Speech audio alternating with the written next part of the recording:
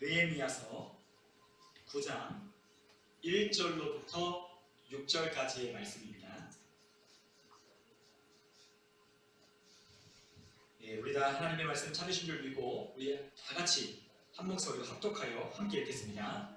그달 29날에 이스라엘 자손이 다 모여 금식하며 붉은 배 옷을 입고 티끌을 무릅쓰며 모든 이방 사람들과 절교하고 서서 자기의 죄와 조상들의 허물을 자복하고 이날에 낮 4분의 1은 그 제자리에 서서 그들의 하나님 여호와의 율법책을 낭독하고 낮 4분의 1은 죄를 자복하며 그들의 하나님 여호와께 경배하는데 레위 사람 예슈아와 바니와 암미엘과 스바냐와 분니와 세레바와 바니와 그나니는 단에 올라서서 큰 소리로 그들의 하나님 여호와께 부르짖고 또 레위 사람 예슈아와 감미엘과 바니와 하산느야와 세레바와 호디야와 스바냐와 부다히야는 이르기를 너희 무리는 마땅히 일어나 영원부터 영원까지 계신 너희 하나님 여호와를 송축할지어다. 주여 주의 영원하신 이름을 송축하올 것은 주의 이름이 존귀하여 모든 송축이나 찬양에서 뛰어남이니이다.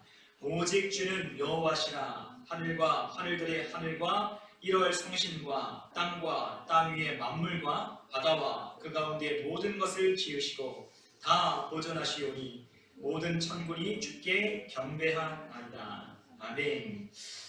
오늘의 시간에 우리가 하나님 말씀 느헤미야서 9장에 있는 말씀으로 부흥의 지표 이와 같은 제목으로 함께 하나님의 말씀에 우리 연의를 함께 나누도록 하겠습니다.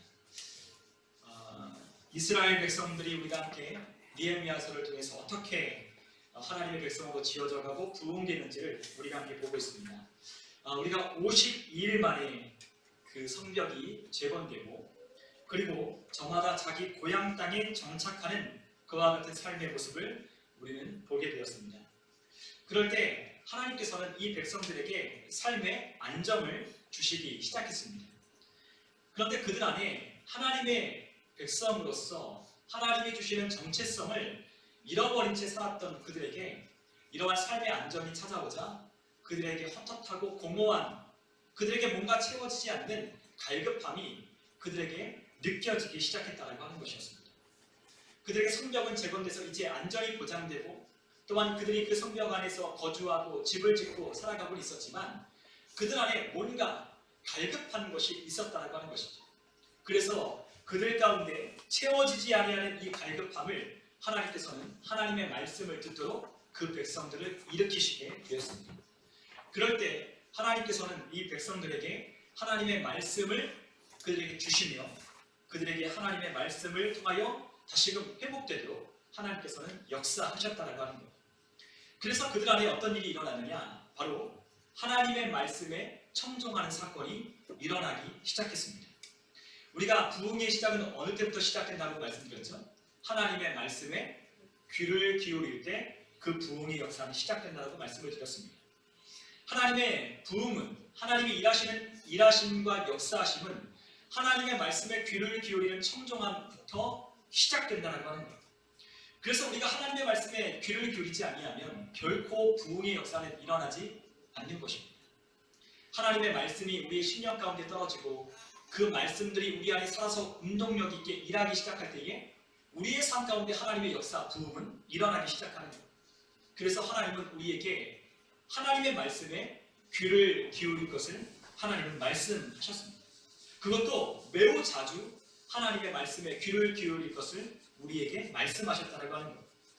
왜 그러냐면 하나님은 하나님의 말씀을 듣고 순종하여 움직여가는 하나님의 백성들에게 하나님은 복을 주시고 생명을 주시겠다고 약속하셨기 때문입니다.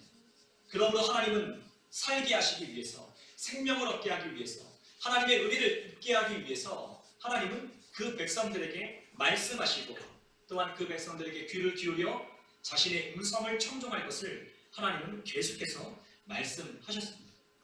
그럴 때 귀를 기울일 때 그때서부터야 하나님의 말씀들이 들려지기 시작했다라고 하는 거예요. 우리가 하나님의 말씀을 듣지만, 우리가 하나님의 말씀을 듣고 있다고는 하지만 왜 하나님의 말씀이 안 들리느냐? 그것은 하나님의 말씀에 귀를 기울이지 않기 때문입니다. 나는 하나님의 말씀을 아는데요, 나는 하나님의 말씀을 듣고 그것이 무슨 의미인지 아는데요 라고는 하지만 하나님의 말씀이 우리의 심령 가운데 역사하지 않는 이유는 그 말씀을 귀를 기울여 듣지 않기 때문입니다. 그래서 우리의 삶에 변화도 없고 우리의 삶에 여전히 타성이 없고 우리의 삶에 하나님을 사모하고 하나님을 열망하는 갈망하는 마음이 우리 가운데 결여되어 있다고 하는 거죠.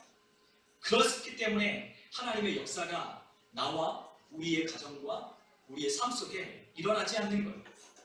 그렇기 때문에 하나님은 우리에게 자꾸만 귀를 기울여 들어라 라고 하나님은 우리에게 말씀하신다는 거죠. 하나님의 말씀은 귀를 기울일 때 들리는 거예요. 우리가 이 자리에 앉아있다고 하나님의 말씀 들리는 것이 아니라 하나님의 말씀에 귀를 기울여 듣기를 원할 때, 하나님의 말씀에 내가 듣고 따르고 순종하기를 원할 때 하나님의 말씀이 들리는 겁니다. 우리가 아무리 큰 소리로 외치고 우리가 아무리 자주 이야기해도 그가 듣고 순종하기를 원치 않는 귀를 기울이진 그의 태도와 그의 자세가 있지 않다면 절대로 하나님의 말씀을 통하여 역사하는 하나님의 힘은 우리가 경험할 수 없는 거예요. 그래서 하나님은 우리에게 자꾸만 귀를 기울여 하나님의 말씀을 들어야 한다라고 말씀하셨습니다. 우리가 하나님의 말씀을 들리는 것은 우리의 심령이 가난할 때 하나님의 말씀이 들리기 시작합니다. 우리의 심령에 가난함이 있을 때 하나님의 말씀이 들리기 시작한다고 하는 겁니다. 우리가 함께 마태복음 5장 3절에 보면 우리에게 예수님께서 산상수훈의 교훈을 통하여 우리에게 말씀하셨습니다. 5장 3절에 보면 심령이 가난한 자는 복이 있나니 천국이 그들의 것입니다 라고 우리 예수님께서 말씀하셨습니다. 심령이 가난한 자는 복이 있다. 왜냐하면 천국이 그들의 것이기 때문입니다. 심령이 가난해야 진짜 복이 오는 거예요. 심령이 갈급해야 하나님께 대한 목마름이 느껴져야 하나님을 찾고 하나님을 구함으로 하나님의 나라가 임하고 하나님의 나라가 드디어 보이기 시작하고 하나님의 뜻을 쫓아 살기 시작하게 되는 것입니다. 그런데 사람들은 자꾸만 우리 그리스도인들은 우리가 복이라고 하는 것이 하나님이라고 알고 있고 믿고 있다라고 말을 하지만 하나님이 우리의 삶의 복이 아니기 때문에 하나님을 열망하지도 않고 하나님께 대한 태도와 존중의 모습이 보이지 않는 거예요. 이렇게 이율배반적으로 살고 있음에도 깨닫지 못하기 때문에 여전히 그 삶을 고수하고 변화되지 않는다는 거죠. 변화되어야 할 필요성을 느끼지 못하기 때문에 똑같은 삶을 반복하고 있는 것이지 우리에게 그 말씀이 안 들리기 때문에 그 말씀이 우리에게 없기 때문에 우리에게 그 말씀이 무엇인지 모르기 때문에 우리가 그것을 하지 않는 것이 아니라는 거예요. 심령이 가난할 때부터 하나님의 말씀이 들려지기 시작하고 심령이 가난할 때 하나님의 말씀에 귀를 기울여 하나님의 말씀을 우리가 청종할 때 비로소 하나님을 보게 되는 것입니다. 우리가 금요철에 때 우리가 함께 말씀을 나눴지만 하나님은 우리에게 명령하신다고 했어요. 말씀하신다고 했어요. 그런데 하나님은 그 말씀하실 때 항상 덧붙이십니다. 뭐라고 덧붙이신다고 했죠? 귀를 기울여라. 쉐마 이스라엘. 항상 하나님은 그 백성들에게 이 말씀을 들어라, 들어라, 들어라. 귀를 기울여 들어라. 우리에게 명령하셨다는 거예요. 그런데 그 명령을 통하여 귀를 기울이는 하나님의 백성들이 결국에는 어떻게 된다고 말씀드렸습니까? 하나님의 보게 되는 역사가 있다. 하나님이 우리에게 지시하실 그 땅을 드디어 눈에 보고 그 땅에 들어가는 역사가 있게 되는 거예요. 하나님은 우리에게 모든 것을 보여주지 않는다고 했습니다. 우리에게 약속한 것들을 미리 보여주고 너 이렇게 하면 이거 줄게 라고 하나님은 그렇게 말씀하지 않았어요. 하나님은 항상 우리에게 보여주는 것 먼저예요. 하나님은 앞서 하나님은 말씀하십니다. 그것을 믿는 자는 그 믿음의 눈으로 그것을 보게 되고 또한 그 믿음으로 눈으로 본 자는 그것을 차지하고 그것을 얻기 위하여 다른 박질하는 거예요. 사도 바울은 자기가 하나님의 나라를 향하여 하나님의 나라를 얻기 위하여 다른 박질한다고 했어요. 운동장을 뛰는 선수들 같이 1등하기 위해서 상을 얻기 위해서 다른 박질한다고 했습니다. 여러분 우리의 신앙생활을 어떻게 하십니까? 우리의 신앙생활이 다른 박질하려고 신앙생활하지 않는다면 그것은 의미 없는 거예요. 상을 얻기 위해서 우리는 다른 박질해야 돼요. 그냥 우리가 예수를 믿는다는 것 그와 같은 것으로 우리가 만족해서 될 것이 아니라 하나님이 우리에게 명령하시고 그 명령을 따라 살아갈 때에 하나님이 주는 은혜를 내가 누려야 되겠다. 내가 그것을 얻어야 되겠다. 내가 진실로 하나님이 명령하시는 그 백성답게 살아야 되겠다. 그리고 그 하나님이 기뻐하시는 삶을 삶으로 말미암아 하나님의 기쁨이 되어야 되겠다 라고 하는 결단을 가지고 우리가 살아야 하는 것입니다. 그럴 때 하나님은 우리에게 비로소 보여주시고 하나님은 그 길을 여시고 하나님은 우리가 그 땅에 들어가시게 하는 거죠. 그래서 우리에게 소리가 다 들린다고 해도 다 듣는 것은 아니라는 거예요. 제가 또 금요일 철학 때 말씀드렸습니다. 우리가 소리를 듣는다고 해서, 우리가 큰 소리로 누군가 외친다고 해서 다 들리는 건 아니라고 했어요. 우리의 자녀를 양육해보면 알겠지만 우리의 자녀들에게 항상 잔소리도 하고 그 아이들이 잘 되기 위하여 아이들을 가르치지만 그 아이들에게 우리가 어떠한 이야기를 할 때, 말을 전할 때 그 아이들이 그 말을 듣느냐? 그렇지 않은 거죠. 왜 안 들을까요? 왜 말을 했지만 언제 그랬냐고 우리에게 반문할까요? 귀를 기울여 주의 깊게 듣지 않았기 때문입니다. 부모님의 말에, 부모님이 한 그 이야기가 나의 삶에 어떠한 영향을 미치는지 아직 아이들은 잘 모르기 때문에 그것을 귀담아 듣지 않는 거예요. 그런데 언제 후회를 하죠? 나중에 우리가 성장하고 어른이 돼서 그때 조금 더 학창시절 때, 어렸을 때에 좀 부모님의 말씀에 귀를 기울였으면 좋았을 뻔했다. 내가 부모님의 음성에 귀를 기울여 순종했으면 좋았을 뻔했더라 라고 하는 그와 같은 아쉬움이 우리 가운데 남게 되는 거예요. 그런데 시간이 지나고 시간이 흐르면, 그때 너무 오랫동안 시간이 흘러버리면 그것도 소용이 없는 거죠. 우리에게 많은 날들이 있지만 그 많은 날이 있다고 해서 우리에게 그 모든 날이 다 우리에게 허락된 날은 아닌 거예요. 우리가 먼저 깨닫고 우리가 하루라도 빨리 이해하고 깨달아서 하나님의 말씀에 우리가 귀를 기울여 듣는다면, 우리가 그렇게 하나님의 말씀을 우리가 믿는다고 했고, 또한 하나님께서 우리에게 좋으신 분이요, 또한 하나님이 우리에게 복을 주시는 그 하나님이라고 하는 우리의 어떤 매일같이 이야기하는 어떤 관용어구처럼 이야기하는 그러한 입 밖에 내면 버릇처럼 이야기하는 그런 말이 아니라 실질적으로 우리의 삶 가운데 역사하시는 하나님의 복을 우리는 누리며 살게 될 것입니다. 그래서 우리는 하나님의 말씀에 귀를 기울여야 됩니다. 하나님의 말씀에 귀를 기울일 때 비로소 우리의 가정에, 내 심령에, 우리의 삶에 진정한 하나님의 부흥, 하나님이 내 삶 가운데 역사하시고 나를 도우시고 나와 함께 하셔서 하나님의 능력을 맛보며 살아가는 삶을 하나님은 허락하여 주신다는 거죠. 그래서 하나님의 말씀을 듣는, 귀를 기울이는 태도가 우리에게 있어야 합니다. 우리의 신앙생활할 때 하나님의 말씀에 귀를 기울여 훈련하는 이 태도가 너무너무 중요해요. 그런데 여러분들 또 한번 자신을 보십시오. 내가 얼마나 하나님의 말씀에 귀를 기울이며 듣고 있는가? 내가 얼마나 하나님의 말씀을, 내가 내 스스로 하나님의 말씀을 읽고 묵상할 때라도 하나님의 말씀을 주의 깊게 살피며 하나님의 말씀을 듣고 있는가? 내가 얼마나 이 하나님의 말씀을 무겁게 여기며 하나님의 말씀을 듣고 있는가?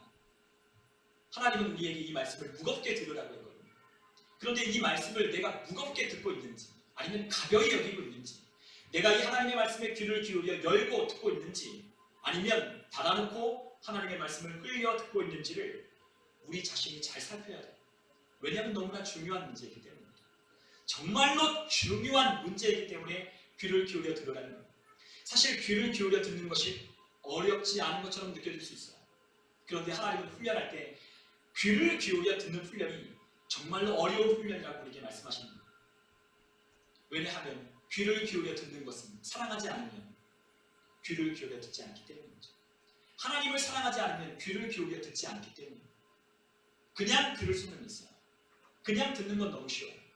그러나 무겁게, 비중 있게 그분을 존경하며 존중하며 그분을 사랑하며 그 말씀을 듣는 것은 정말로 쉬운 게 아닙니다. 그러나 하나님을 사랑하게 되면, 정말로 하나님이 내게 베푸신 은혜가 무엇인지를 정말로 깨닫고, 그리고 하나님이 그 어느 누구와도 비교할 수 없는 분이라는 것을 정말로 우리가 깨닫는다면 우리는 그 하나님을 사랑함으로 하나님의 말씀에 귀를 기울여 듣기 시작하게 되는 것입니다. 그러할 때부터 우리에게 무엇이 일어나느냐? 부흥의 역사가 일어나는 거예요. 언제나 부흥은 하나님의 말씀에 귀를 기울여 들을 때부터 일어나는 겁니다. 아무리 외치면 무엇합니까? 아무리 좋은 메시지를 전하면 무엇합니까? 우리가 다 알고 있다고 하면 무엇합니까? 듣고 행동하여 움직일 만큼 우리가 그 말씀을 중히 여겨 그 말씀을 듣지 않는데 어떻게 행동이 나타나겠고, 어떻게 우리가 삶을 고치겠고, 어떻게 우리가 다시 하나님이 주시는 은혜를 바라보며 하나님께로 우리가 돌아갈 수 있겠느냐? 결코 하나님께로 듣는 그 첫 번째의 단계가 열리지 않으면 하나님의 역사는 맛볼 수 없게 되는 겁니다. 그러므로 하나님의 말씀과 부흥의 관계가 있는 거예요. 하나님은 오늘도 말씀하셨고 지금도 말씀하시며 앞으로도 우리에게 계속 말씀하실 겁니다. 하나님은 우리에게 계속 말씀하실 겁니다. 하나님은 우리에게 뭔가를 먼저 주는 것이 아니라, 우리에게 뭔가를 먼저 이루어지는 것이 아니라 계속해서 우리에게 말씀하실 겁니다. 하나님은 우리에게 말씀하시는 하나님이시기 때문에, 그리고 말씀으로 창조하셨고 말씀으로 일하시는 분이시기 때문에, 우리에게 말씀하신 대로 역사하시는 분이시기 때문에 계속해서 우리에게 말씀하실 거라는 거예요. 그런데 우리가 그 말씀을 귀를 기울여 듣지 않는다면 아무런 일도 일어날 수 없는 거예요. 우리가 히브리서 4장 12절에 보면 이와 같은 하나님의 말씀에 대한 그와 같은 이야기가 있어요. 우리 한번 히브리서 4장 12절에 있는 말씀을 함께 찾아서 한번 읽어보면 좋겠습니다. 히브리서 4장 12절의 말씀입니다. 우리 찾으신 분은 함께 읽어보겠습니다. 하나님의 말씀은 살아있고 활력이 있어 자고의 날선 어떤 검보다도 예리하여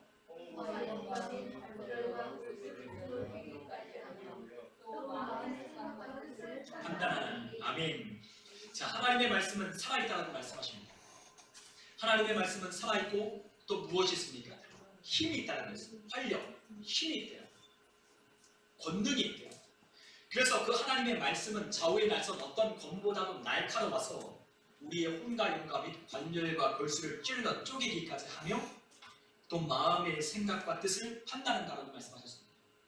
여러분, 하나님의 말씀을 우리가 귀를 기울여 듣기 시작할 때에 우리가 많이 듣는 말씀들을 우리가 늘 알고 있다고 생각하는 그 말씀들이 우리 안에서 살아서 활력 있게, 운동력 있게 우리 안에서 역사하는 것들을 볼 수 있어요. 예전에는 하나님의 말씀이 그렇게 비중이 없었지만 우리가 그 하나님의 말씀을 주의 깊게, 이 하나님의 말씀을 내가 꼭 살아야 되겠다, 내가 이 하나님의 말씀을 내가 명령으로 듣고 정말로 준엄하신 하나님의 우리를 결국 심판대 앞에서 심판하실 그 말씀으로 듣고 우리가 그 말씀을 지키며 따라야 되겠다라고 듣기 시작할 때 그 말씀이 우리 안에 생각나기 시작하는 거예요. 우리 안에 그 말씀을 따라 살아가도록 이 말씀이 우리 가운데 우리의 양심을 찌르고 또한 우리의 생각들을 분별하고 판단하고 내 느낌과 감정이 지금 어떠한 곳에 있는지, 어떠한 감정을 취하고 있는지, 나는 어떤 생각을 하고 있는지를 하나님의 말씀이 정확하게 분별하고 판별할 수 있도록, 그것을 판단할 수 있도록 하나님께서 역사하신다는 거예요. 아, 이것이 내 생각인지 아니면 하나님의 생각인지, 아, 이것이 마귀의 생각인지 아니면 이것이 쓰잘데기 없는 생각인지 아니면 이것이 헛된 생각인지 망할 생각인지를 분별하고 판단해서 우리가 하나님의 말씀을 따라 살 수 있도록 하나님께서 그 말씀으로 일하신다는 거죠. 그럴 때 하나님은 우리에게 그 말씀을 깨닫게 하시고 그 말씀을 통하여 우리의 삶을 바꾸기를 시작하는 거예요. 우리가 함께 느헤미야 8장, 우리가 8절에서 9절에 봤지만 하나님의 말씀이 그 백성들에게 들려지기 시작할 때 그 백성들이 어떻게 했죠? 말씀을 다 듣고 그들이 어떻게 했습니까? 깨달았다라고 했어요. 말씀을 낭독하는, 에스라가 낭독하는 그 말씀을 듣고 깨닫기 시작하는 거예요. 그리고 9절에 보니까 어떻게 했어요? 그들이 그 말씀을 듣고 찔려 회개하며 울기 시작했다고 했습니다. 모두가 다 울었대요. 하나님의 말씀에 집중하니까, 하나님의 말씀이 들려지기 시작하니까. 그들이 모르는 말씀 아니었거든요. 그들이 다 아는 말씀이었어요. 어렸을 때부터 귀에 딱지가 않도록 그들에게 들려줬던 말씀이었습니다. 그 토라의 말씀, 율법을 하나님께서 그 백성들에게 가르치라고 명령했기 때문에 그들이 그 바벨론의 포로가 끌려가도 그들이 그 신앙을 유지하며 돌아올 수 있었던 것, 하나님의 백성이라고 하는 정체성을 잊지 않았던 것, 하나님의 말씀을 어렸을 때부터 듣기 때문에. 그러나 듣고 알았지만 뭘 못했어요? 깨닫지를 못한 거예요. 말씀을 듣고 깨닫지를 못했어요. 뭐 깨달아야 그것을 하지, 깨달아야 할 마음이 있지만, 아, 정말로 이렇게 살면 안 되겠구나 하는 것을 깨달아야 돌이키지, 그러나 깨닫지를 못했어요. 그런데 하나님의 말씀이 드디어 귀를 기울여 듣기 시작한 청종하는 그 백성들에게 깨닫기 시작하고 그들이 그 말씀을 듣는 순간, 깨닫는 순간 회개하기 시작하게 되는 거죠. 왜요? 하나님의 말씀이 살아있게 힘있게 우리의 생각과 마음과 뜻을 판단하고 분별했기 때문입니다. 아, 내가 망할 생각으로 살았구나. 내가 망하는 건 둘째치고 나를 사랑하시는 하나님의 마음을 아프게 하며 그분을 괴롭게 했구나. 그 사랑하는 그 하나님 앞에 내가 패역하고 하나님 앞에 범죄하며 내가 하나님을 떠나며 하나님과 멀어지는 관계 속에서 하나님을 잊고 살았구나.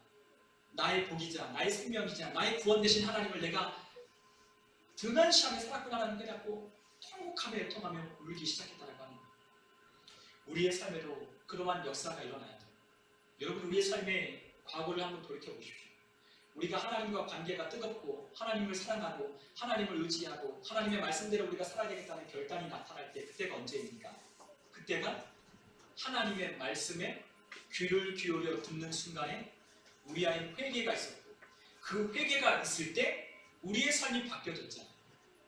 그래서 우리는 그 말씀을 듣고 우리는 회개하고 돌이켰기 때문에 우리의 삶이 바뀌어지는 거예요. 여러분, 우리의 삶의 부흥, 우리의 신앙이 정말로 정점에 올라가는 순간이에요. 하나님을 정말로 사랑하는 순간이 언제입니까? 내가 하나님 앞에서 어떤 죄인지를 깨달아야 하나님 앞에 죄를 회개할 때 하나님과의 관계를 그 죄가 막았던 것을 회개하여 그 죄를 없이 할 때 하나님의 비로소 보이기 시작하고 하나님이 얼마나 사랑하시는지 내가 하나님을 얼마나 사랑해야 되는 존재인지를 깨달을 때 우리의 신앙의 진정한 불꽃이 일어나게 되는 것입니다. 여러분, 신앙이 좋을 때는 정말로 우리의 신앙이 뜨거울 때는 하나님을 기뻐하고 즐거워할 수 있습니다. 그때는 하나님의 말씀이 들려지는 때인 거예요. 그 하나님의 말씀이 우리 안에 듣고 깨닫는 때인 거예요. 그래서 하나님의 말씀은 우리의 삶 가운데 부흥을 일으키는 겁니다. 그런데 그 말씀이 부흥으로 우리 삶 가운데 일어나면 그 말씀이 어떻게 됩니까? 한번 듣고 끝나는 것이 아니라 그 말씀을 계속해서 청종하여 듣는 역사가 있게 되는 거예요. 그래서 오늘 우리가 함께 읽은 말씀의 1절에 보니까 이런 말씀이 있습니다. 우리 한번 느헤미야서 9장 1절에 있는 말씀을 우리 다 같이 한번 읽어보겠습니다. 9장 1절. 그달 29날에 이스라엘 자손이 다 모여 금식하며 붉은 베옷을 입고 티끝을 무릅쓰며 라고 그렇게 기록되었습니다. 자, 그달 며칠 날이 되었다고요? 29날이 되었답니다. 그러니까 티슈리 2월 1일부터 시작된 그 하나님의 역사하는 그 역사가 바로 24일째가 되었다는 거죠. 즉 유대력으로 7월 24일이 되었다는 겁니다.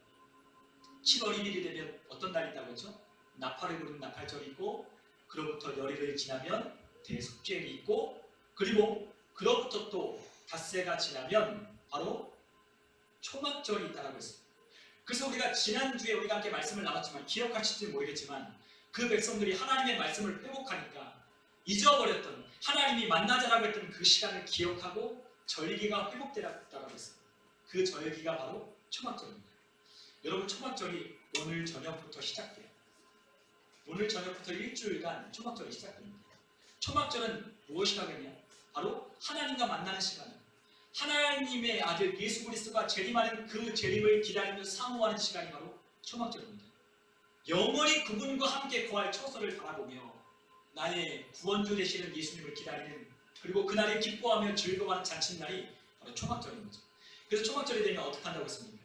풀을 꺾어다가 초막을 만들고 그것 가운데 이웃들과 함께 먹을 것을 나누며 가난한 자들 돌보고 구제하고 함께 하나님이 주시는 기쁨을 한 사람도 빠짐없이 누리게 하기 위하여 하나님의 잔치에 즐거움을 베푸는 자리가 바로 초막절이라고 했습니다. 여러분, 초막절이 오늘 저녁부터 시작됩니다. 그 초막절이 이스라엘 백성들에게 회복되었어요. 그래서 우리가 8장 말기에 보면 그 백성들이 에스라를 통하여 그 초막절에 관한 절기에 관한 이야기를 듣고 말씀을 듣고 그러면 우리가 초막절을 지키겠습니다. 그래서 여호수아 때까지만 지켰던 그 초막절을 패역한 이스라엘이 하나님의 절기를 잊어버리고 살았던 그들이 다시 하나님의 절기, 하나님이 만나자고 하는 시간, 하나님이 기억하자고 너는 나랑 만나자고 내가 너에게 은혜를 주겠다고 하는 그 시간에 모여서 초막절의 잔치를 벌이는 거예요. 그로부터 일주일 지난 후에 며칠이 됐죠? 그러면 7월 24일이 되는 거예요. 일주일간의 그 초막절을 지키고 난 다음에 며칠이 됐어요? 29날이 된 거예요. 그런데 그때 계속 무엇을 했죠? 하나님의 말씀을 낭독하고 듣고 깨닫고 슬피 울며 하나님 앞에 그렇게 살았고 또한 초막절의 절기를 깨닫게 되자 일주일간을 하나님 앞에서 기뻐하며 즐거워하는 시간을 마치고 그들이 29날이 되었습니다. 29날 일주일간의 절기를 지킨 다음에 하나님은 또다시 성회로 모이라고 했습니다.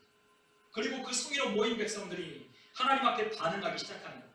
그 반응이 무엇이었냐? 바로 금식하며 붉은 베옷을 입고 티끌을 무릅쓰는 이와 같은 부흥의 지표로 나타나게 된 것입니다.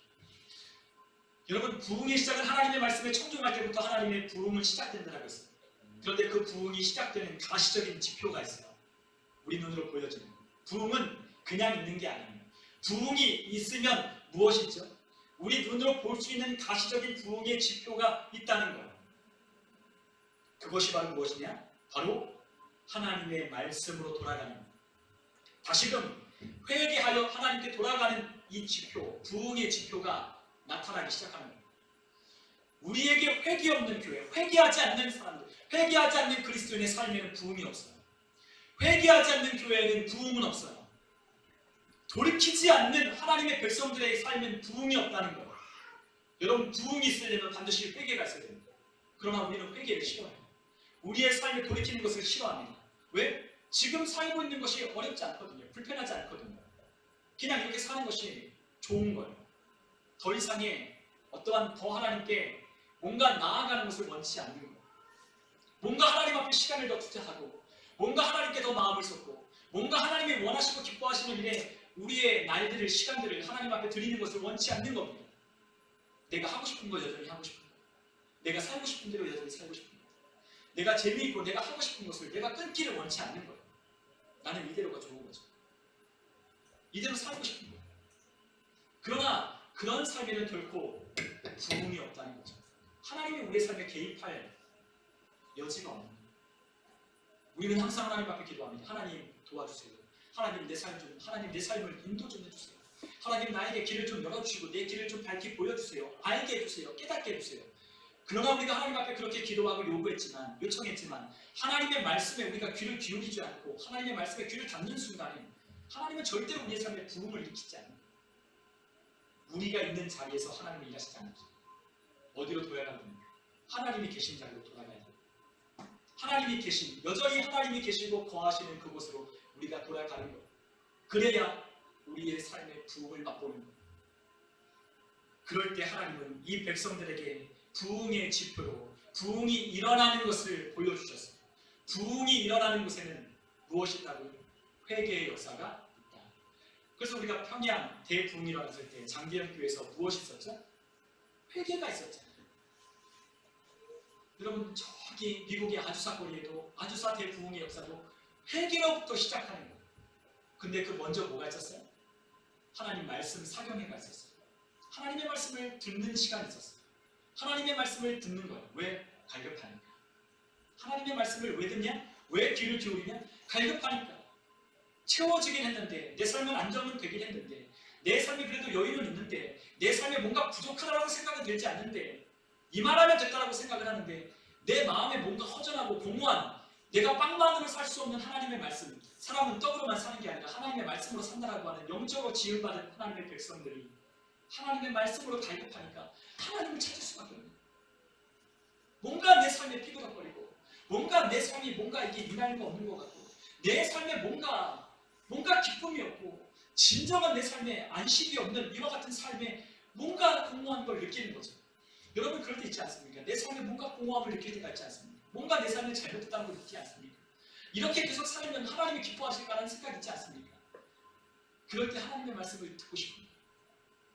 하나님의 말씀이 들려질 때 그 자리에 앉아있던 백성들이 평양에서도 아주 사거리에도 유럽에서도 아일랜드에서도 영국에서도 프랑스에서도 곳곳마다 부흥의 역사가 회개로 나타났습니다.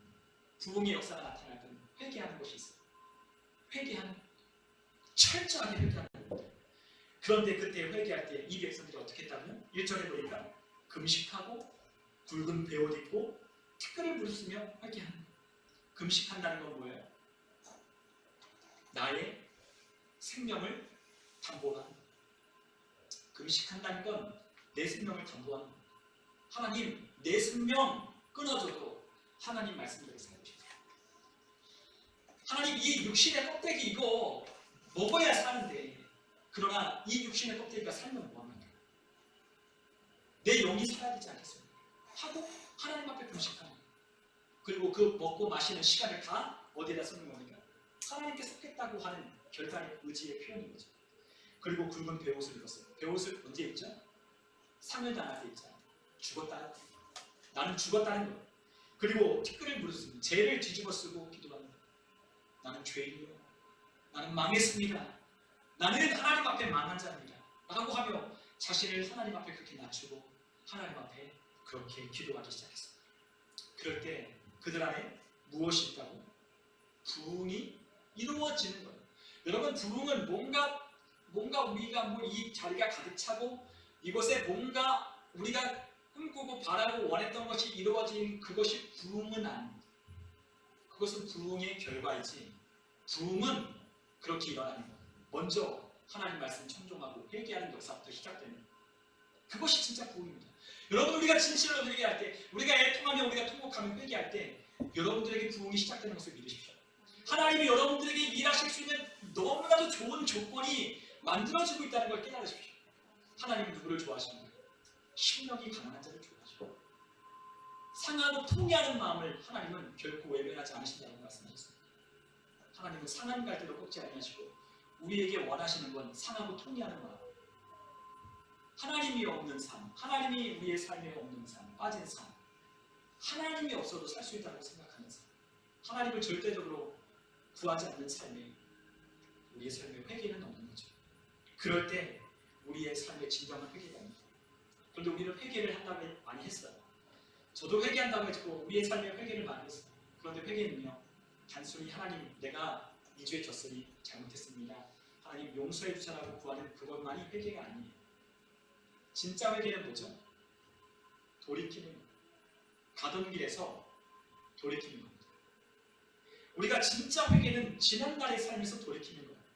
하나님 잘못했습니다 하는데 여전히 우리가 또 똑같은 일을 한다면, 우리가 또 똑같이 우리가 여전히 살고 있다면 그건 진짜 회개한 게 아니죠. 저도 그래요. 여러분도 아마 그럴 겁니다. 진짜 회개는 돌아갈 수 있어요. 돌이킬 수 있어요. 왜 못해요? 우리가 하나님을 사랑하지 않기 때문에. 하나님을 사랑하지 않기 때문에 내가 사랑하는 것 놓기 싫은 거예요. 내가 지금 사랑했던 이 삶을 놓지 않는 거예요. 내가 원하고 꿈꿨던 그것을 내 손에 절대 놓기기 싫은 거예요. 놔야 하나님이 주시는 꿈이 있고, 이걸 놔야 하나님이 주시는 복이 있는 거예요. 우리는 너무나 하나님의 복을 너무나 작게 생각해요. 너무나 볼품없이 생각해요. 하나님의 능력과 하나님이 일하시는 역사하심을 너무나도 무시하고 있는 사람이에요. 그래서 그렇지 않아요. 하나님이 날 도와줘봤자 얼마나 도와주셨을까. 하나님을 내가 기도하고 하나님께 내가 온전한 예배를 드려도 하나님이 나를 어떻게 도와주실까. 믿지 않으려니까 내가 믿는 것을 놓지 않는 거죠. 여러분의 시간과 여러분의 계획과 여러분의 뜻과 내 삶을 하나님께 맡길 수 있어요. 그때 하나님은 그때서 일하는 거예요. 베드로가 예수님이 그 호숫가를 걸어오시는 것을 봤어요. 근데 나도 걷고 싶다는 거예요. 그랬더니 예수님이 오라고 했어요. 그럴 때 베드로가 거룩하는 거예요. 근데 베드로가 옆을 보니까 막 풍랑이 일어요. 두려움기 시작하는 거예요. 그래서 그 물 밑으로 빠져들어갔어요. 그럴 때 예수님이 그를 건져주셔서 믿음 없는 자라고 주님께서 책망하셔요. 여러분, 이 길을 걷는데요, 우리 주님을 바라보지 않으면, 우리 주님을 바라보고 걷지 않으면 우리는 빠지게 돼 있어요. 주님 바라보지 않고 환경 바라보면 우리는 세상 가운데 넘어지게 돼 있어요. 어떻게 살까? 어떻게 내 미래를 담보하고, 어떻게 미래를 개척하고, 어떻게 내 남은 날들을 그래도 잘 대비하며 살 수 있을까? 라고 걱정이 되는 거죠. 주님 바라보지 않으면 세상에서 흘러나오는 소리가 얼마나 우리를 두렵게요. 경제적으로 어렵죠? 그리고 이전보다는 더 세상이 악하잖아요. 여러분, 우리가 세상을 바라볼 때 세상이 가장, 그래도 우리 어르신들이, 어떤 신학자가 그런 얘기를 하더라고요. 우리에게 있어서 우리의 1900년대와 오늘까지의 날들을 볼 때 가장 멋지고 행복하고 좋았던 때는 1950년대를 지난 60년대, 70년대 이때라고 얘기를 합니다. 그 미국인들이 생각하는, 유럽인들이, 서구인들이 생각하는 가장 인간적이고 인간미가 넘치고 그리고 가장 행복하고 뭔가 생각하면 그때를 떠올리면 몽글몽글하고 좋았던 때는 1950년대를 지난 그 시대입니다. 그때 뭐가 있었죠? 베이비 부모의 세대가 서양에 있었어요. 함께 이웃과 나누고 너무나 경제가 호황해서 함께 풍요롭게 나누고 신앙도 뜨거웠어요. 교회마다 사람들이 넘쳐나고 하나님을 예배하고 하나님의 말씀대로 살고 선교하는 역사가 그때 뜨거웠어요. 우리는 언제죠? 항상 그 서구보다는 조금 20년, 30년 늦게 오잖아요. 우리는 언제였어요? 우리는 1970년대, 80년대가 가장 멋지고 어쩌던 때도 아니었어요. 좋았던 때 아니었어요. 그래서 우리 부모님의 세대, 우리 부모님들이 그때가 좋았다라고 해요. 저 82년생이지만 그 80년대, 70년대 전후하면서 그때 경제가 다시 막 일어나고 박정희 대통령을 통해서 경제가 막 부흥하고 그리고 사람들이 막 해보자 된다 라고 하면서 막 진취적인 역군이 되어서 막 사업을 일으키고 막 그때 이 나라가 얼마나 아름다워. 그때 그 옛날에 그 컬러지만 아주 오래된 빛바랜 그 영상을 틀어놓은 유튜브의 영상을 보십시오. 얼마나 사람들이 얼굴 표정이 좋은지, 얼마나 사람들이 진취적이고 이 안에 막 생동감이 넘치는지. 여러분 그때는 참 좋았어요. 근데 오늘날에는 그때보다 훨씬 더 편해졌고요, 훨씬 더 부유해졌고요, 훨씬 더 좋은 엄청난 기술의 발달을 이룬 시대예요. 그런데 오늘 사람들이 어디를 떠올리죠? 그때가 좋았다라고 하잖아요. 왜요? 그때가 인간미가 있었어요. 그때가 신앙이 가장 뜨거웠어요. 우리나라에 그리스도인들이 곳곳마다 하나님의 말씀 따라 살고 정직하게 살고 성실하게 곳곳마다 그리고 하나님의 말씀대로 살아보자, 전도하자 하면서 새벽마다 새벽 재단에 하나님의 예배단에 하나님의 사람들이 뭉쳐서 야 어렵고 있는 사람 있으면 같이 함께 기도하고 서로 구역마다 꾸역꾸역 모여서 각 집에서 함께 음식 나누고 그랬던 때 지지고 볶고 했지만 집 단칸방에 4식구 5식구 살았지만 이웃마다 이웃 그 옆에 이웃 사촌이 얼마나 정겨워요. 저도 어렸을 때 떠올려보면 저희 어렸을 때 5살 때면 그때 떠올리면 한 장면이 생각나는데 흙길이에요. 흙길. 오늘날처럼 이렇게 아스팔트가 곳곳마다 다 있는 게 아니라 저희 집은요 흙바닥이었고 그 집을 들어가는 그 메인 도로는 이렇게 포장이 되어 있지만 그 집으로 들어가는 한 10m, 20m는 흙으로 되어 있어요. 비가 오면요 찰퍽찰퍽 지는 길이에요. 그리고 그 집은 어떻게 되냐면 이렇게 미음자로 되어 있는데 미음자 가운데에는 옛날에 막 펌프질하면 나오는 그 물 있잖아요. 우물이 있었고 그리고 화장실도 집만 있는 게 아니라 어디 있죠? 공중명소가 있고요.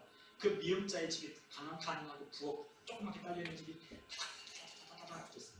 그러면 그 마당 있는 집이 그 뭐가 있냐면 다 마루가 있었어요. 마루가 있고 집 방 한 칸 있고 그 한편에 부엌 있는 거 골로 놓고 했던 그게 아직도 기억해요.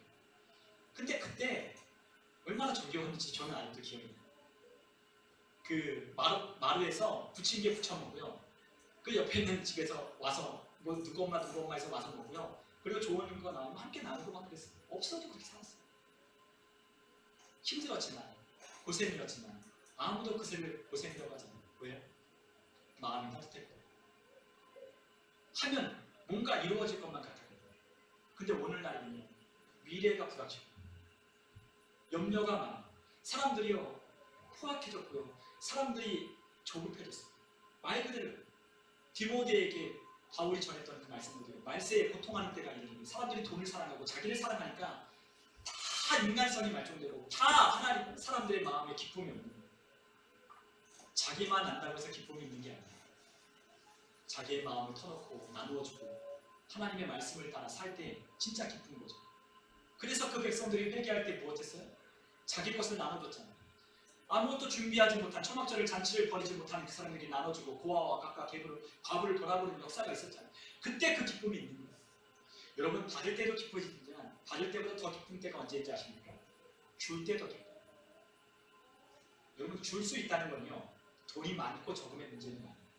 줄 수 있다는 건요 마음이 이미 넉넉하기 때문에 주는 거예요. 마음이 이미 풍족해졌기 때문에 주는 거예요. 돈이 있어도 인색한 사람은요 못 줘요. 마음이 기쁘지 않으니까, 마음에 여유가 없으니까, 마음에 줘야 될 기쁨을 모르니까 안 줘요. 그러나 마음이 넉넉하면 주는 거예요. 줄 때 기쁨이 있는 거예요. 주는 게 얼마나 기쁜지 아십니까? 주는 때 가장 기쁨. 여러분들이 잘 되어야 되는 이유가 그것입니다. 여러분들이 하나님의 은혜와 복을 받아야 되는 이유가 그것입니다. 하나님의 말씀 따라 여러분이 복을 받아서 아 이것은 하나님이 나에게 나눠주라는 것이구나 라는 것을 깨달을 때 여러분이 나눠줄 때 정말 기쁠 거예요. 여러분 그러한 삶이 우리에게도 필요해요. 그런데 그러한 삶은 회개 없이는 있지 않는다는 거죠. 그래서 부흥의 지표는 회개인데 회개는 돌이키는 거예요. 완전하게 돌이키는 거예요. 그래서 어떻게 합니까? 오늘 함께 9장 2절에 봤지만 모든 이방 사람들과 이스라엘 자손이 무엇을 했냐? 절교했다라고 했습니다. 그리고 서서 자기의 죄와 조상들의 허물을 어떻게 했습니까? 자복했다라고 했습니다. 이방 사람들과 절교하는 것, 관계를 끊는 것. 그 전에 무엇이 있다고 했죠? 이스라엘의 귀족들이 도비야와 이 이방 사람들과 동맹을 맺고 그랬다고 했잖아요. 스파이 짓을 했다고 했잖아요. 자기만의 유익을 위해서 백성들의 그 고난을 돌보지 않고 백성들의 그 착취를 눈 감고 자기 자신과 가족만 배불리려고 했던 그와 같은 자들이 회개하잖아요. 이방 사람들과 딱 끊는 거예요. 자기에게 이제 유익은 없어요. 더 이상 외부부터 들어오는 유익이 없어요. 뇌물도 없고요. 아무것도 없어요. 그러나 하나님이 주신 기쁨을 택하겠다는 거예요. 그래서 어떻게 했습니까? 끊었습니다. 절교했습니다. 그리고 단절했습니다. 그리고 지웠습니다. 버렸습니다. 이것이 진짜 회개입니다. 우리가 계속 범죄하는 것을 우리가 지우고 버리지 않는다면, 끊지 않는다면 그것은 진짜 회개가 아닌 거죠. 지우고 끊고 그것에서 떠나 하나님의 말씀으로 돌아오는 거예요. 그래서 항상 하나님은 우리에게 회개할 때 이렇게 말씀하셨습니다. 우리가 에스겔서 18장 3절에 보면 너희는 돌이켜 회개하고 모든 죄에서 떠날지어다. 너희에게 죄악의 걸림돌이 되지 않다니라. 그러면 무슨 말입니까? 여전히 우리의 죄악의 걸림돌을 놔두고 있다면 우리는 또 그 죄악의 걸림돌에 걸려 넘어진다는 거죠. 그래서 어떡합니까? 죄악의 걸림돌이 우리를 다시 걸려 넘어지지 않게 하려면 그것을 돌이켜 떠나라는 거예요. 그 자리에 있지 말고 떠나라는 거죠. 어디로 가야 됩니까? 하나님이 계신 자리로 가야 되는 거예요. 여전히 죄가 머물고 있는 이 자리에 우리가 머물고 있다면 야 너 가, 너 싫어, 너 싫어. 그런데 여전히 그 자리에 머물고 있다면 우리는 그 다음에 또 그것을 넘어요. 왜? 눈에 보이고 또 우리의 눈앞에 있고 또 내 앞에서 그것을 유혹하는 것이 사라지지 않았습니까? 다음에 또 나를 유혹하고 또 넘어뜨리는 거예요. 그래서 그 자리를 떠나라는 거예요. 회개하고 돌이켜 그 죄악의 자리에서 떠나 돌이켜 너희는 회개할지어다. 하나님은 항상 이렇게 말씀하십니다. 회개는 끊는 거예요. 지우는 거예요. 돌이키는 거예요. 그 자리를 박차고 다시 하나님께로 가는 거예요. 그럴 때 우리의 삶에 진정한 회개의 역사로 말미암는 하나님 주시는 은혜가 있는 거죠. 우리가 죄에서 떠날 수 있는 이유가 있어요. 우리가 과감하게 죄를 버릴 수 있는 이유가 있어요. 그것이 무엇인가요? 우리가 베드로전서 4장 3절을 함께 찾아보겠습니다. 베드로전서 4장 3절의 말씀입니다.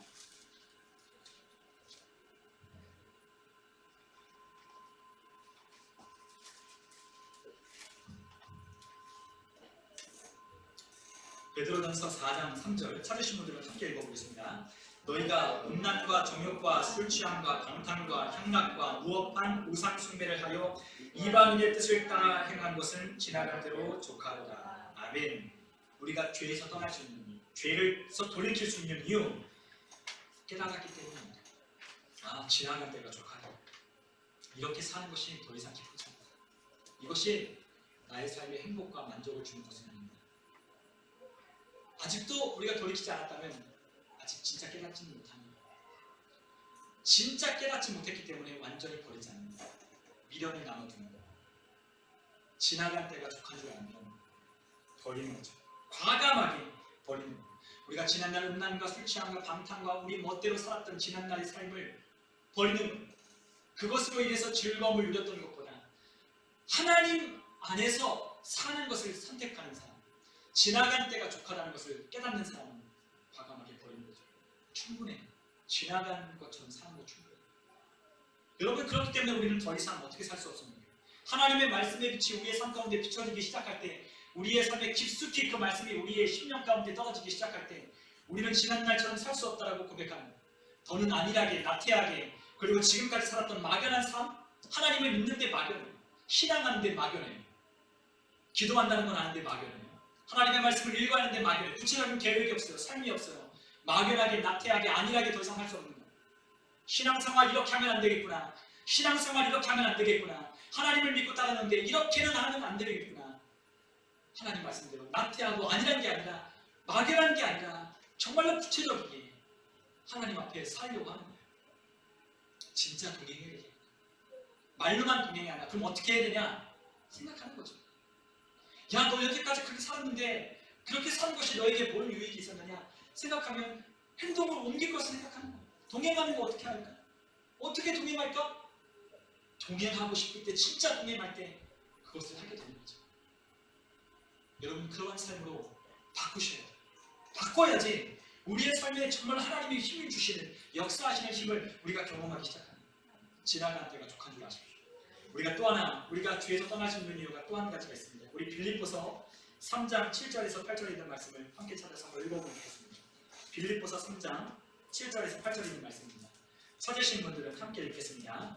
그러나 무엇이든지 내게 유익하려는 것을 내가 그리스도를 위하여 다 해로 여길 뿐더러 또한 모든 것을 해로 여김은 내 주 그리스도 예수를 아는 지식이 가장 고상하기 때문이라. 내가 그를 위하여 모든 것을 잃어버리고 배설물로 여김은 그리스도를 얻고. 아멘. 내가 모든 것을 해로 여겨 버릴 수 있는 이유는 내 주 예수 그리스도를 아는 지식이 가장 고상하기 때문이면, 깨달았기 때문이에요. 깨달았기 때문에 버리는 거예요. 예수가 가장 귀하다. 예수와 비교할 수 있는 것이 없구나. 내 주 예수와 비교할 게 없구나. 그것을 깨달을 때 과감하게 버리는, 우리의 삶에 이러한 역사가 있었으면 좋겠습니다. 저와 우리의 삶에 이런 역사가 있었으면 좋겠습니다. 오늘 우리가 회개할 때 하나님은 진실로 하나님의 역사, 은혜를 맛보게 하신다고 말씀하셨습니다. 오늘 하나님은 우리의 그 백성들에게, 진실로 회개하는 그 백성들에게 하나님의 은혜를 주셨어요. 그것이 무엇이냐? 4절로부터 6절에 있는 말씀인데요, 하나님을 찬양하기 시작하고 경배하기 시작했습니다. 여러분, 하나님의 말씀에 귀를 기울이는 부흥의 시작을 통하여 부흥의 지표가 나타났다고 했어요. 회개하고 돌이키는 역사, 그리고 그 역사를 통해서 우리에게 주어지는 하나님의 은혜가 무엇이냐? 하나님을 진실로 찬양하고 하나님을 진실로 기뻐할 수 있는 우리의 주의 기쁨을 회복하게 하는 거예요. 여러분, 느헤미야 8장 10절에 느헤미야가 뭐라 그랬냐? 이런 말씀을 했다는 걸 여러분들 기억하실 겁니다. 여호와로 인하여 기뻐하는 것이 너희의 힘이다 라고 느헤미야가 그렇게 백성들을 위로했어요. 슬퍼하는 백성들에게, 하나님의 말씀을 듣고 깨닫고 우는 이들에게, 야, 여호와로 인하여 기뻐하는 것이 힘이다. 울지 마라. 이날은 성일이니 하나님을 기뻐하라. 그것이 너희의 힘이다 라고 그 느헤미야와 에스라와 레위 사람들이 그들에게 위로하는 거예요. 여러분, 진짜 회개하면 우리에게 기쁨이 있어요. 그 기쁨이 무엇이냐? 하나님을 기뻐하는 기쁨이 회복되는 거예요.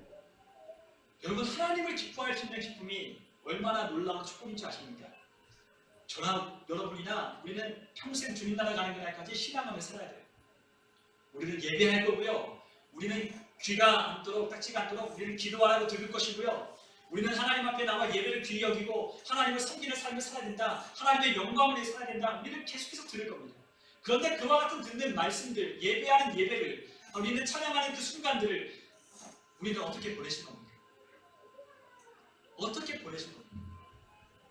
주일날 우리가 나와도 기쁨이 없는, 우리가 하나님을 찬양하고 우리가 하나님께 기도해도 즐겁지 않다면 고역이 아니겠어요?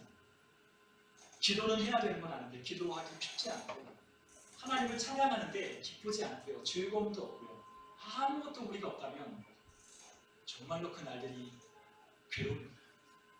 그 날들이 지겨운 거예요. 그리고 또 하나님 나라 가서 어떻게 합니까? 그 빛되신 하나님, 영광로우신 하나님을 우리는 뭐예요? 가서 찬양하고 예배하고 경배하는 삶을 살게 돼 있어요. 영원토록. 근데 여기서도 우리가 즐겁지 못하다면 하나님 나라 갈 수 있을까요? 여러분, 한번 저 자신에게 물어보십시오. 하나님을 기뻐할 수 없는데 가서 영원토록 산다면 그게 지옥 아니겠습니까? 다른 게 지옥이 아니에요. 기쁘지 않는데 그 기쁘지 않는 것을 계속 해야 되면 그것이 지옥입니다. 하기 싫은데 억지로 하는 게 그게 지옥 같은 삶이에요. 여러분, 우리의 삶에 하나님을 예배하는 그 삶이요, 평생 동안 우리가 하나님 나라 갔을 때는 영원토록 매일매일 그 하나님을 찬양할 텐데 그게 기쁘지 않다면 그것만큼 고역이 없는 거죠. 그런데 하나님께 진정으로 회개하고 돌이킬 때 우리에게 무엇이 있다고 했어요? 하나님을 즐거워한다. 하나님으로 인한, 하나님이 우리의 삶의 힘이고 하나님이 우리의 삶의 즐거운 것을 회복시켜 주십니다. 하나님이 우리에게 뭘 줘서 기쁜 게 아니에요. 하나님이 우리의 삶에 뭔가 문제를 해결해 줘서 기쁜 게 아니라요, 하나님이 우리의 삶에 길을 열어주시고 뭔가 보여주셔서 기쁜 게 아니라요, 우리의 기쁨이 누구가 되냐고, 하나님이 기쁜 그 존재가 되시는 거예요. 하나님이라고 하는 그분께 나아갈 때, 하나님이라고 하는 그분께 기도할 때, 하나님과 대화를 나눌 때, 하나님을 찬양할 때, 하나님께 하는 모든 것들이 기쁜 거예요. 하나님의 뜻대로 순종할 때, 하나님의 말씀 따라 살아갈 때 모든 것이 기쁜 겁니다. 이런 기쁨이 있다면 얼마나 우리의 삶이 행복할까요? 억지로 하는 게 아니라 기쁨으로 할 수 있다면, 기쁨으로 하나님께 기도할 수 있다면, 기쁨으로 찬양할 수 있다면 우리의 삶이 얼마나 행복할까요? 여러분, 우리의 삶이 하나님께 회개할 때 진짜 하나님이 그러한 기쁨을 주십니다. 그래서 우리가 기도원에 가거나 아니면 순례를 통해서 우리가 하나님을 찬양하는 두 손이 올라가고 하나님의 말씀에 우리가 아멘하고 화답하고 그렇게 살겠다라고 우리가 결단이 나오는 것은 진짜 회개했기 때문입니다. 여러분, 제가 거기 서울에 있는 교회에서 그인돌산 수양관에서 그 집회를 하면 5,000명, 4,000명씩 모입니다. 전국에서. 그런데 아이들 처음에 찬양할 때 어떻게 찬양해요? 태야 고개 쳐박고 있고 일어나서 찬양하자면 옆에 있는 선생님들 박수 이렇게 치고 있고 가관이요, 가관. 근데 뭐예요? 3일 동안 내내 하는 게 말씀 듣고 회개하는 것밖에 없어요. 그거 묵은 때를 벗겨내려면 3일도 부족하죠. 3일 동안 주구장창 회개하라고 말하는 거예요. 너희들이 지은 죄를 회개하라. 하나님을 잊어버리고 너희 부모에게 불순종하고 너희 멋대로 마음대로 네 일을 살았던 그거 회개하라. 결국에 하나님의 심판과 지옥이 기다리고 있다라고 그들에게 엄중한 심판의 메시지를 계속 선포합니다. 안 들릴 것 같죠? 3일 동안 계속 아침마다 점심마다 저녁마다 들으면 어떻게 돼요? 말씀이 들어오는 거예요.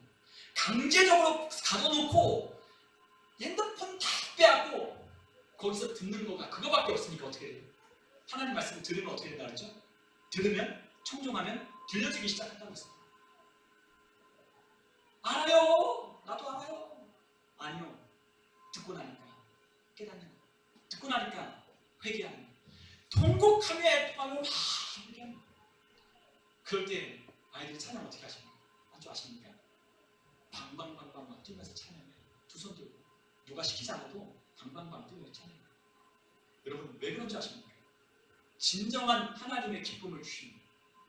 여러분, 하나님을 찬양할 때 기쁨, 하나님께 함께할 때 기쁨, 하나님께 기도로 하나님 앞에 나아갈 때 기쁨, 하나님이 내 기도를 듣고 계신다는 그 기쁨, 우리에게 그 기쁨이 없다면 우리의 신앙생활에 아무 의미가 없고 한걸 유익이 없는 거예요. 여러분, 진짜 우리가 회개하면 하나님이 그런 기쁨을 주신다고 했어요. 그래서 이 백성들이 하나님 앞에 기도하고 찬양하며 경배하는 거죠. 왜요? 죄에서 풀려났기 때문에. 죄가 우리를 붙들고 쇠사슬로 우리를 묶어놓고 있으면 전혀 기쁠 수가 없어요. 꼭 붙들고 있기 때문에 두 손도 안 들어가고 꼭 붙고 있기 때문에 하나님 앞에 방방 뛰며 즐거워할 수도 없는 거예요. 세상에서 던지면 기쁠 수 있죠.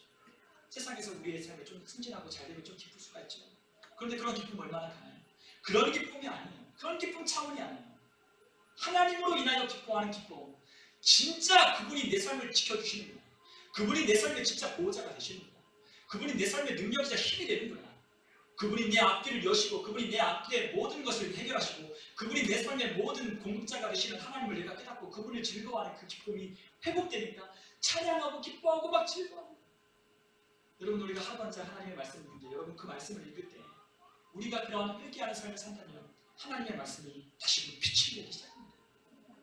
우리의 삶에 그 말씀들이 눈에 띄기 시작하게 돼요. 그럴 때 우리에게 진정한 자유가 있는 거죠. 죄에서 자유를 얻게 하는 보혈의 능력, 회개할 때 보혈의 능력으로 자유케 되고, 그리고 시편 51편에 그 다윗이 범죄했을 때 하나님 앞에 주의 성령이 나를 떠나가지 마십시오. 정직한 영을 새롭게 하십시오.